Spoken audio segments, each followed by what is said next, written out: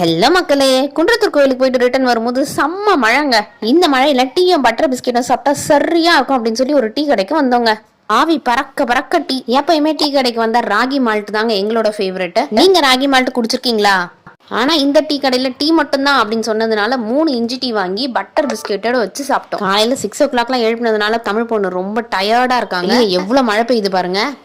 மழையில உங்களுக்கு என்ன சாப்பிட பிடிக்கும் அப்படிங்கறத கமெண்ட் பண்ணுங்க. தமிழ் பொண்ணு சேனலுக்கு சப்ஸ்கிரைப் பண்ணுங்க. பாய் பாய்.